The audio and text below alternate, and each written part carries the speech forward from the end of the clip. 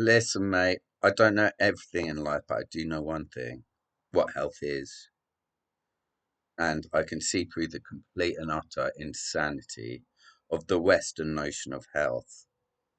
We don't even need a notion of health. Think how insane it is to ask, how do we become healthy when the whole of nature is health? Unspoiled nature is health. Every animal in nature is health.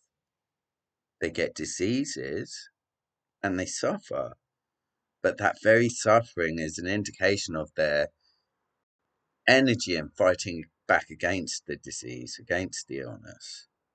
So a disease is not a lack of health, it's to do with the actual conditions of our natural world, that some creatures attack others. But what do we do in the so all children are health and health. If you trace the etymology of the term health, it's related to the words wholeness, wholesome, holiness. That's unity. That's the unity of the organism.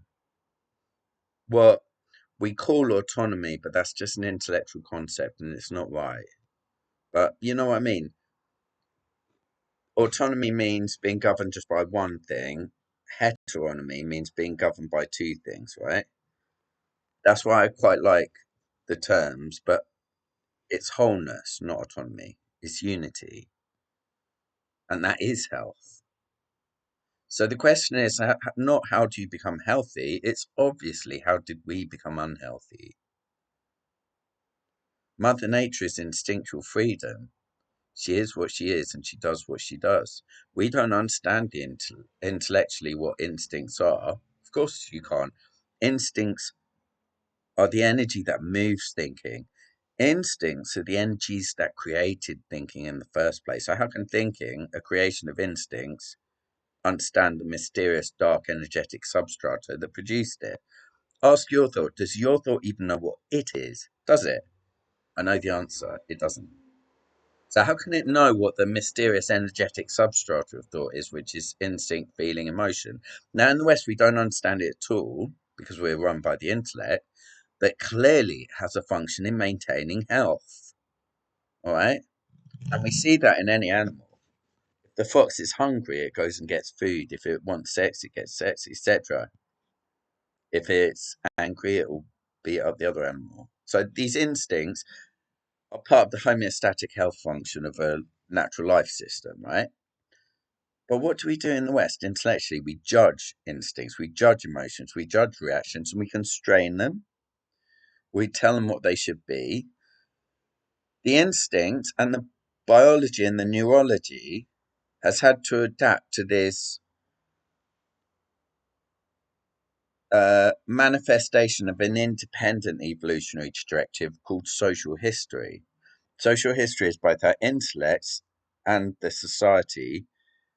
Intellects are all social forms, aren't they? Thought, language, etc., social images, the social habits of reflection and everything like that. We learn it in the social milieu. They condition our brain, and our brain regulates the organism. So now there's heteronomy. There's the urge of the instincts, and there's the downward pressure of civilization through our social conditioning, and that's what destroys health. Now it's so obvious.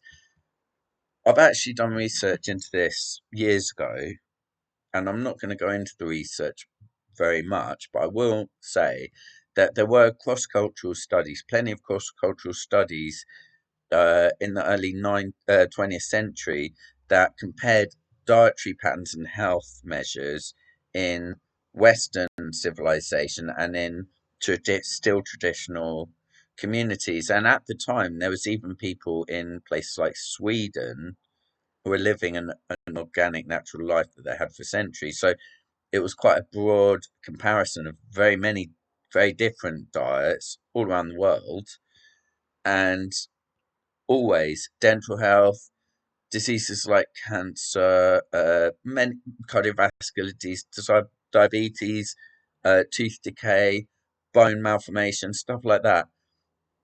They weren't to be found at all or in anything like the numbers in these non-organic, in these traditional cultures, when they were just mushrooming in the West, and they could be related to dietary and industrial developments.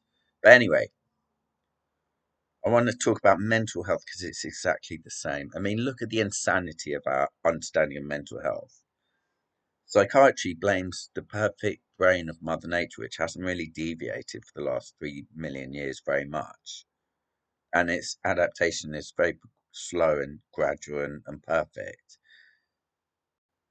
But this brain has been conditioned and subject to an increasingly complex, demanding, insane, mushroomingly more complex every year, with exponential rise in media output, content, ideologies, ideas, opinions, conditioning of every kind.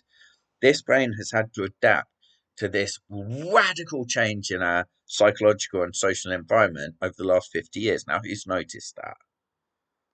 And it was 1957, the first antipsychotic, the first uh, psychopharmacological or mental illness drug was invented. 1957. Since then, there's been a fivefold increase in disability, not mere diagnosis, disability due to mental health, and in adults, and in America, these statistics are, but they're similar in the UK.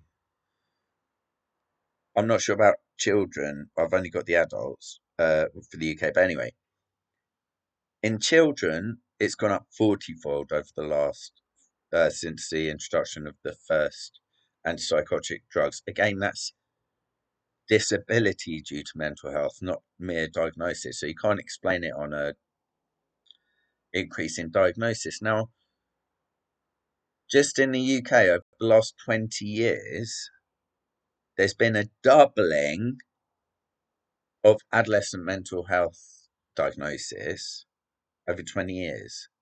Nothing can explain that mushrooming on a biological level or even on a doctor's willingness to diagnose level. I can't imagine, with the massively increasing demand on mental health services in the UK, which has completely destroyed the service almost, it's quite unthinkable that British doctors are going to be increasingly willing to write diagnosis for mental illness, especially as there's this idea that it's all to do with a sick note culture. That's how stupid we are. Um, the waiting list for anorexia over the pandemic, over a matter of a few years, went up fourfold in the UK. Like kids, bulimia and anorexia just mushrooming over a few years. So obviously, it's social factors that explain this. So rather than blame the perfect brain of Mother Nature and talk about, look, the only known terrain in which mental health disorders happen is in consciousness. They've been frantically searching for decades for some kind of biological marker, neurological marker that proves mental illness is a biological disease. They've never found it. So it's obviously the conditioning and compromising of the human brain and the human nature that has not just produced all the Western diseases, cardiovascular disease, obesity, diabetes, cancers, dementia, all these diseases that have massively increased, and dental diseases and uh, inflammatory diseases, etc.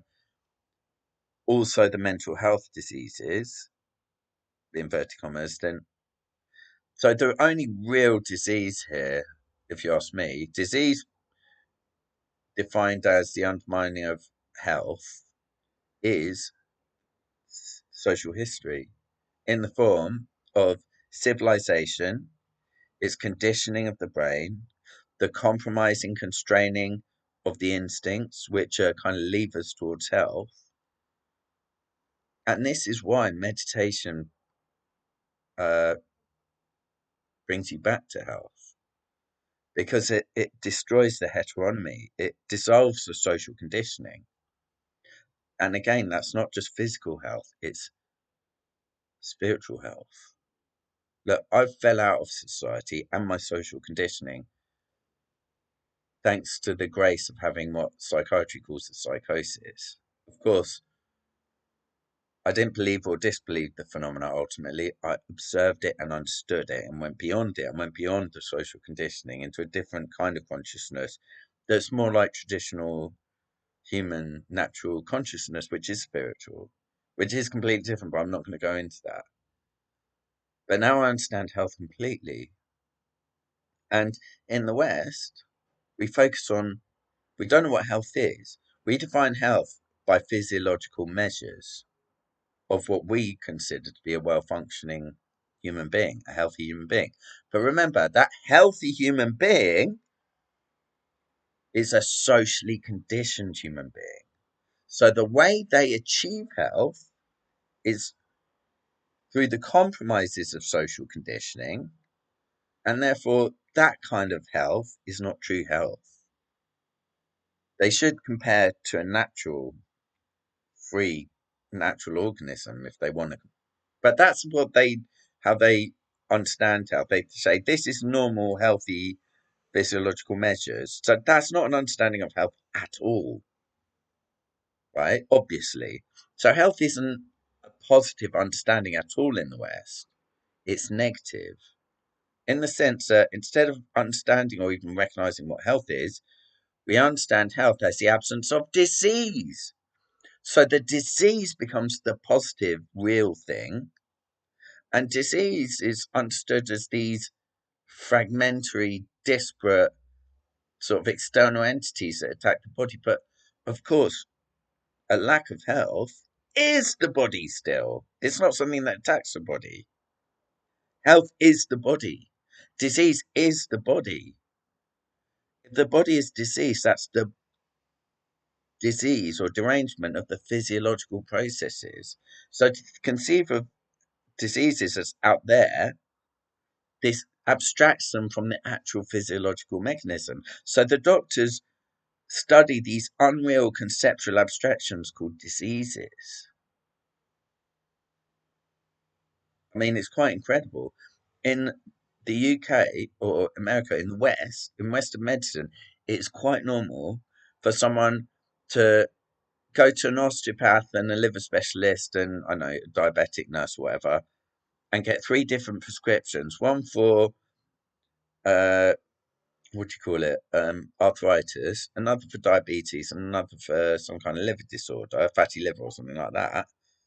Yet actually it's one systemic problem. If you actually look into it, it's one systemic problem, but they get three different diagnoses and three different treatments. If the doctors were intelligent enough to look deeper at the actual total condition of the organism, they'd be able to target the root problem.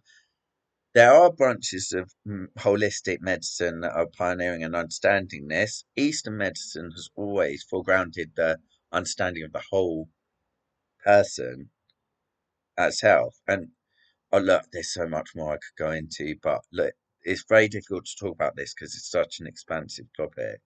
I'm really tempted to talk about how Western medicine shows the whole of Western civilization is really about the evolution of the left brain, which is also of the intellect, because its notion of health is divisive and fragmentary and takes things in isolations and looks at those isolated fragments called diseases and physiological processes. That's all left brain, that's all intellect.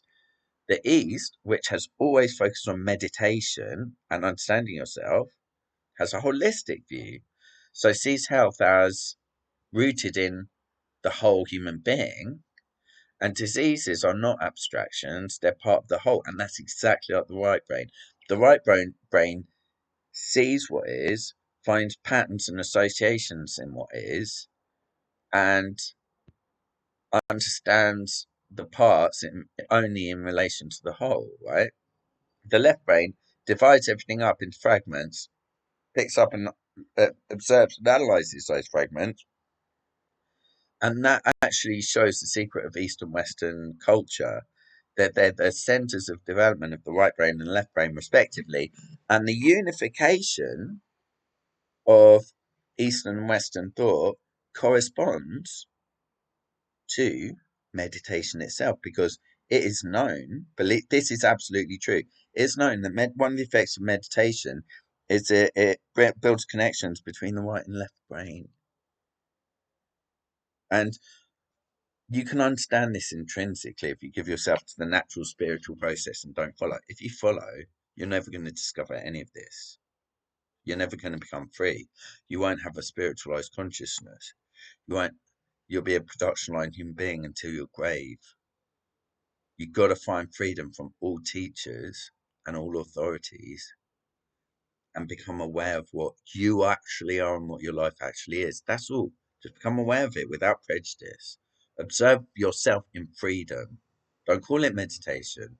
Observe yourself in freedom. And naturally, perception sculpts the whole brain, including reorganizing the left brain and the intellectual structure. I know this because my whole intellect has had a radical evolution, even though I haven't been reading or thinking.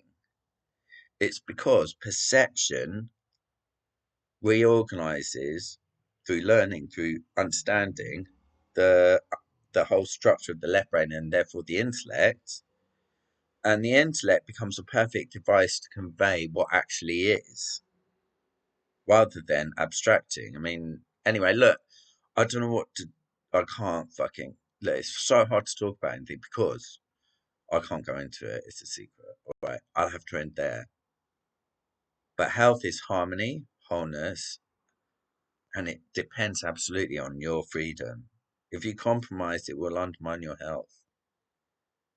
And think the people who get obese, which is definitely nothing to do with calories. I won't go into that. Which is definitely not to do with any kind of individual weakness. In fact, I think obesity is indicative of a kind of strength to endure intolerable social and emotional circumstances. I could talk forever about this, but look, I'm going to put out this messy post, and hopefully I'll be able to revisit it and give a more sane account of it, because it's a very important issue, but I haven't really brought it out like this verbally. Thank you.